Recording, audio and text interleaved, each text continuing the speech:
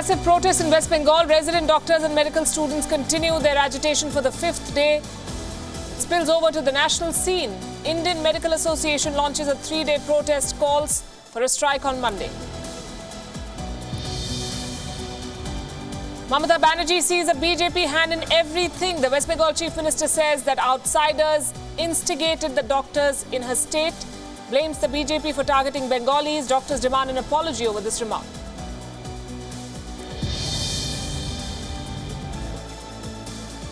वित्त प्रदान करने वाले राष्ट्रों को जिम्मेदार ठहराना जरूरी है। एससीओ सदस्यों को आतंकवाद का सफाया करने के लिए एससीओ रेट्स के तहत सहयोग की पूरी क्षमता का इस्तेमाल करना चाहिए। The Indian Prime Minister talks tough on terror in Bishkek without naming names. Mr. Modi calls for strong action against countries that support the scourge, says the world has to fight terrorism as one force. A tax for a tax makes the world a costly place, and yet India's latest deadline to defer retaliatory tariffs on the US ends on Sunday. Will India slap tariffs on America now? That's the million-dollar question. Congress leader PC Chako could be the latest scapegoat for the party's dismal performance in the Lok Sabha election. Several factions in the Delhi Congress want him to be replaced.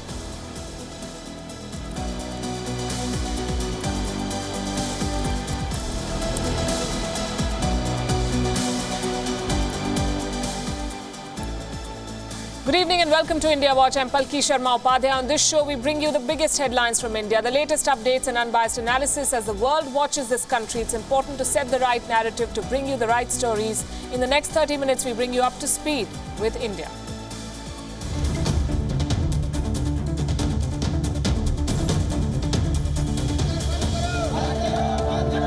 We strongly condemn the attack that took place in NRS Medical College, Kolkata. आज हम सबके लिए question mark है कि हमारी रक्षा कौन करेगा।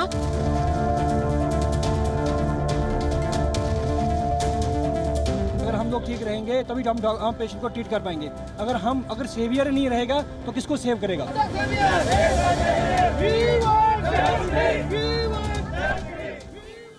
It began in West Bengal, but now it's a nationwide movement. Doctors from major Indian cities went on a strike today. They were protesting an assault against a medical intern in West Bengal. Doctors from major government hospitals in Delhi, including AIIMS, joined the strikes today. Scores of doctors refused to attend OPD, the outpatient department. Routine surgeries have been delayed. Emergency services, though, will function normally, at least at AIIMS. Maharashtra, too, witnessed protests by doctors. One report claimed that around 4,500 resident doctors in the state stayed away from work for 9 hours. The doctors here said that the protests may intensify if the West Bengal government does not listen to the demands of the junior doctors in that state. West Bengal remains on the boil. The protests there entered day 5 today. They began when a medical intern was seriously injured by the relatives of a patient. The protest by the junior doctors has crippled health services in the state. Several doctors have also resigned after Mamata Banerjee issued an ultimatum yesterday. She had asked all protesting doctors to report to work immediately or face action. They defied her. In fact, the matter reached the Calcutta High Court today.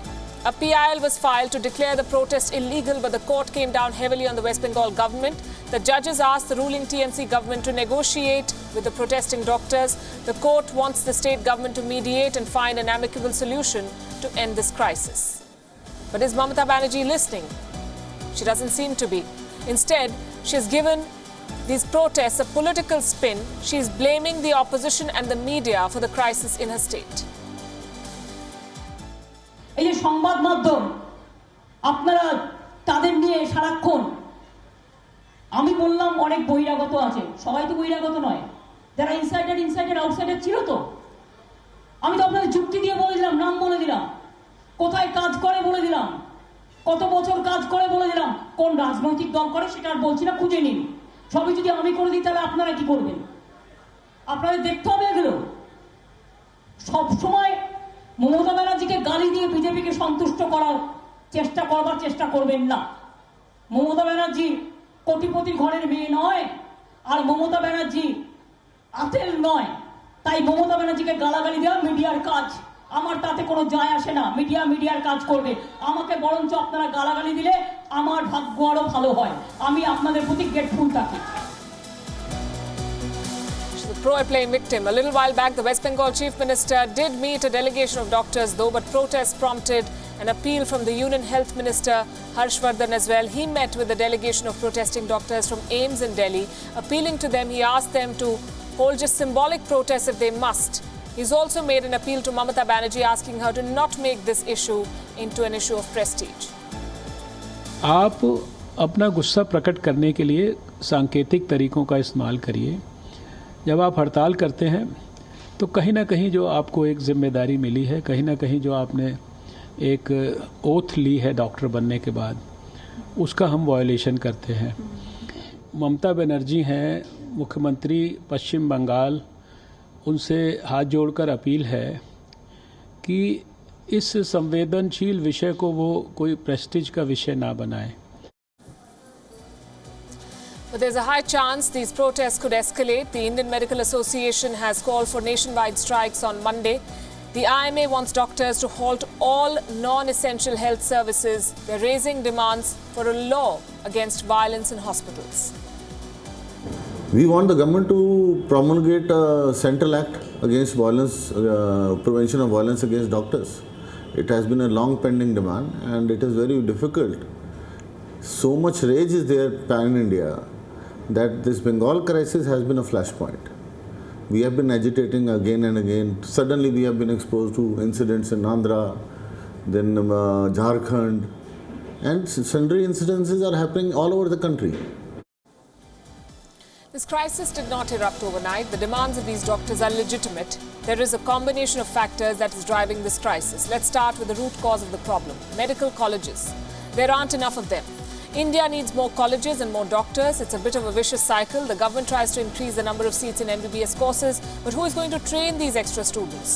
There are not enough teachers to ensure quality education. Sample these numbers.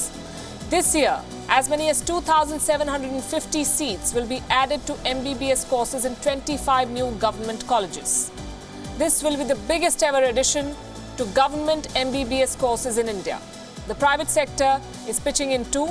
10 new colleges will add about 1,500 seats. These 35 colleges will need more than 3,000 faculty members to teach the extra students. Do they have that many teachers? The short answer is no. In 2018, a total of 23 medical colleges, both government and private, were added. The minimum faculty requirement for these was 2,000.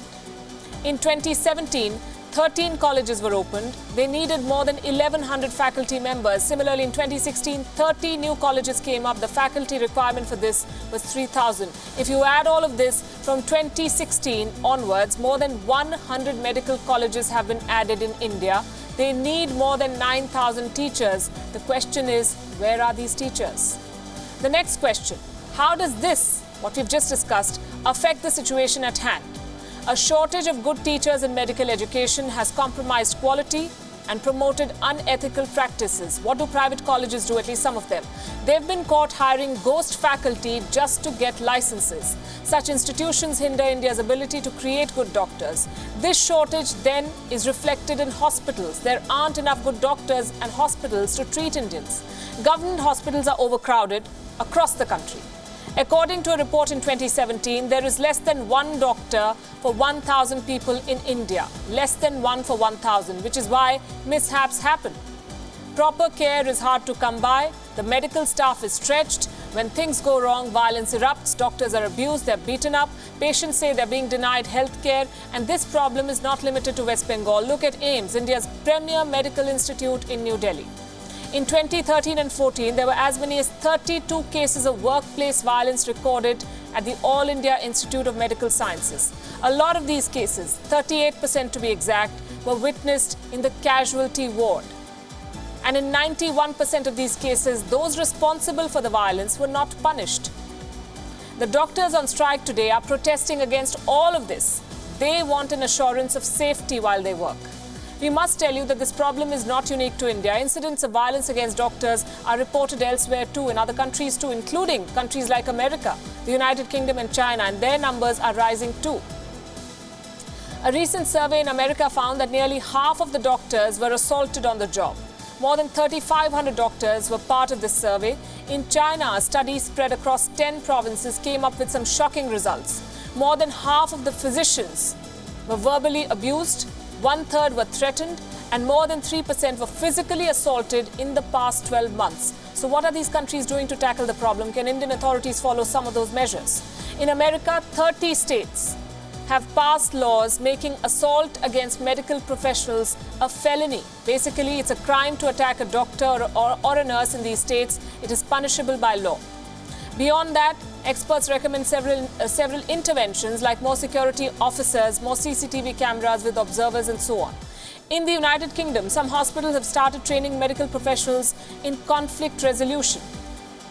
Security in medical establishments has also been stepped up, and in rare cases, patients are excluded from the National Health Trust. Remember, the UK has free healthcare for all citizens, so such a punishment means that the patient will be cut off from several healthcare benefits. China is adopting a different approach. The Chinese state is trying to promote the concept of family physicians. Basically, this is a trained family doctor to treat mild illnesses at least. China feels this will help in reducing overcrowding in hospitals and create a personal connect. But by the looks of it, no country has been able to successfully address the problem of angry relatives venting on doctors. India will have to find a solution sooner rather than later. Meanwhile, another medical crisis and a humanitarian one as well. More than 50 children have died in Bihar's Muzaffarpur district this month alone. The deaths were being blamed on a phenomenon called acute encephalitis syndrome, AES, though that's not what the state government says. The government believes the deaths are due to hypoglycemia, meaning low sugar levels.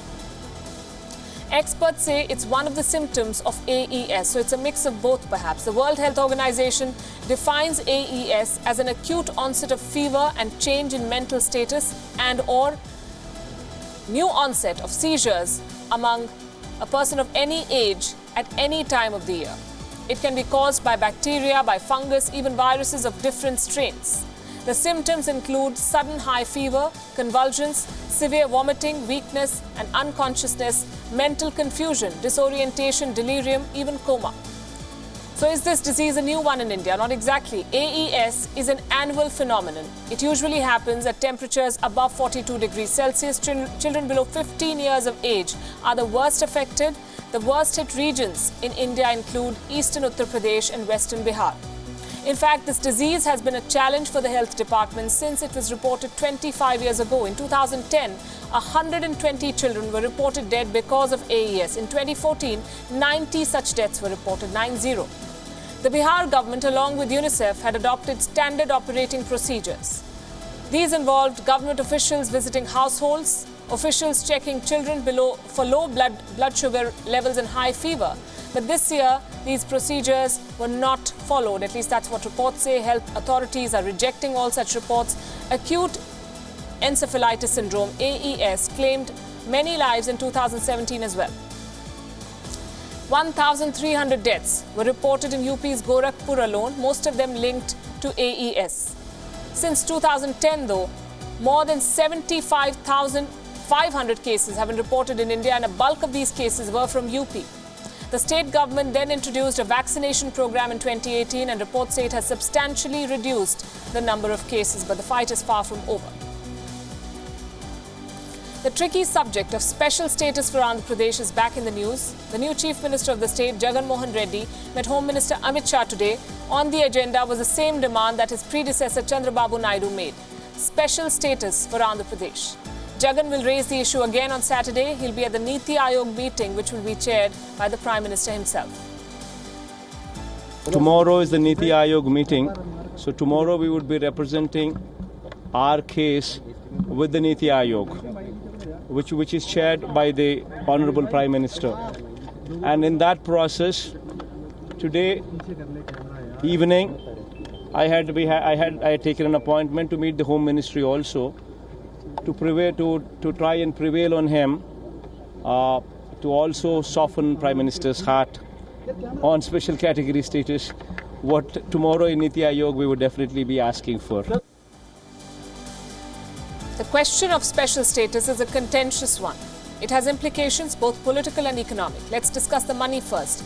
30% of the centre's gross budget goes to special category states. 30% of the budget. For every centrally funded scheme, the centre bears 60% of the cost for all states. But for special category states, the centre bears 90% of the cost, meaning special status comes with a huge financial burden for the central government. And that's not all. Special states get excise duty concessions. The idea is to encourage industry to set up projects. These states also get debt swapping and debt relief schemes. So why does Andhra Pradesh qualify for these concessions, you may ask? Why should this state get a special status? The Chief Minister's argument is this. Andhra Pradesh inherited a huge debt at the time of its creation, 90,000 crore rupees. That figure has now swollen to 2.57 lakh crores. The interest alone amounts to 20,000 crore rupees every year. What does the Constitution of India say about special category states? Nothing. There is no provision for such states in the Indian Constitution. But right now, 11 states in India fall in this category, and this includes most of the northeastern states. The first one to get special status was Jammu and Kashmir. Way back in 1969, it received this status through recommendations made by the National Development Council. Now to the politics of it. This demand emerged at the time of bifurcation of United Andhra. The state claims that its economic might, rested with the Telangana region. That's not an argument without merit. When the state was divided into two, Telangana got the capital Hyderabad, home to most of the commercial hubs. Andhra Pradesh demanded compensation with a special status. Former Chief Minister Chandrababu Naidu even left the NDA because the centre refused his demand. Now Jagan Reddy, after making overtures to the BJP, is making the very same demand. The centre hasn't budged so far because this will open a Pandora's box. Other states will ask for the same. The union wants states to pull their weight. As we said, the decision will be as much political as economic. And now to a very ambitious digital push to bring in 5G technology to India. The Modi government plans to conduct the largest ever spectrum auction to introduce affordable 5G services. The estimated value of the auction is 6 lakh crore rupees. The Telecom Department has cleared norms for 5G trials in India. This is a move that has been in the making for months now. This is a crucial issue because the government is still unclear on the participation of Chinese giant Huawei. The issue is this. Several countries see Huawei as a security threat. The use of Huawei equipment in 5G networks has already been barred in the United States, but Huawei is the market leader in this technology, significantly cheaper than what others offer. Plus, the US is also guided by its trade war, so India must decide independently. What then is India's stance on Huawei and 5G? No decision so far, but they cannot delay it for very long. Reports say a final call is expected soon. Last week, in fact, Huawei sought a quick reply from India on the matter. Indian telcos like Bharti, Airtel and Vodafone also want clarity on the issue, because these companies have to know whether or not they can partner with Huawei. These companies have billions of dollars at stake. The telecom secretary says the decision on Huawei will be a calibrated one. We expect no less. Security will be the priority, and Indian intellectual property rights, or IPRs, will not be overlooked in the 5G rollouts. The spectrum trials will begin by the end of this month or the beginning of July. There are a couple of interesting observations here. One is this, that India is looking at other original equipment manufacturers as well, and that is good because it nips fears of monopoly in the 5G space in the bud. And two, Indian intellectual property rights will protect Indian innovation in the 5G space. Now, the total spectrum available for 5G is more than 8,000 megahertz. Spectrum allocation also rings the fears of favoritism. We've seen that in India. The government has preempted these fears. Spectrum allocation for these trials will be done based on the recommendations of a Telecom Department committee chaired by IIT Kanpur's director. The panel will study the scope and size of 5G trials, the quantum, the pricing, and all other relevant aspects. Telecom companies have long been saying that the base price for this auction is too high. Now, the government has given them some relief of sorts. The government wants a thorough review on the telecom regulator TRAI's recommendations. The regulator has been asked to ensure competition as well as the sale of spectrum on offer. Competition, of course, means cheaper rates. So what was the price fixed by the TRAI? Take the case of the 3,300 to 3,500 megahertz band. The government wants to auction this entire band as a single band, and they will charge 492 crore rupees per megahertz, per unit you may say. Compare this with South Korea. Last year the country auctioned the same band at 131 crore rupees per megahertz. The price in India then is 30 to 40% higher than in other countries. And this is why telecom operators are complaining. Bharti Airtel for one said that it will not participate in the auctions if the prices are so high. Vodafone suggested that the 5G auction can take place next year. So now the steps taken by the telecom department to reduce the auction prices and put more spectrum for auction are good steps. After all, more spectrum at lesser prices means wider participation, and that is always good. The government's record in these spectrum auctions is dodgy. In the last auction in 2016, the high-value 700 megahertz band was unsold. The government earned a fraction of the 5 trillion rupees worth of spectrum. Now, this is an important question and a timely one too. What is India's position on the retaliatory tariffs on the US? It's been almost a year since India announced retaliatory tariffs on America, but New Delhi repeatedly postponed imposing these taxes. The current deadline ends on Sunday, that's the 16th of June. Now, good relations between India and the US apart, Washington views tariffs as a way to bring countries in line. Be it China, Mexico or the European Union, the US has not spared anyone. Last week, America even withdrew duty-free benefits for Indian exporters. They scrapped trade privileges for India under the so-called GSP. President Donald Trump spoke about import tariff on Harley-Davidson bikes, his go-to line to toughen his position against India. So what will India do? Will India counter fire with fire? Reports say that India is preparing to impose higher tariffs on 29 goods. Almonds, walnuts, even apples. The Indian government is planning to hit back hard, but for now, they will not tell anyone much. Within the government, as well as America के साथ जो हमारे ongoing discussions हैं तो वो चल रहे हैं और किसी भी रिश्ते में और खासकर जो इतना विशाल हमारा जो एक ब्रेड्थ ऑफ रिलेशनशिप है जिसको हम कहते हैं यूएस के साथ स्ट्रेटेजिक पार्टनरशिप है, इकोनॉमिक टाइज में कभी कभी ऐसे मुद्दे आते हैं, ऐसे इश्यूज आते हैं और ये म्यूचुअली रिजॉल्व भी हो जाते हैं. मुझे लगता है कि इस समय मैं इतना ही कहना चाहूँगा, इसके आगे नहीं.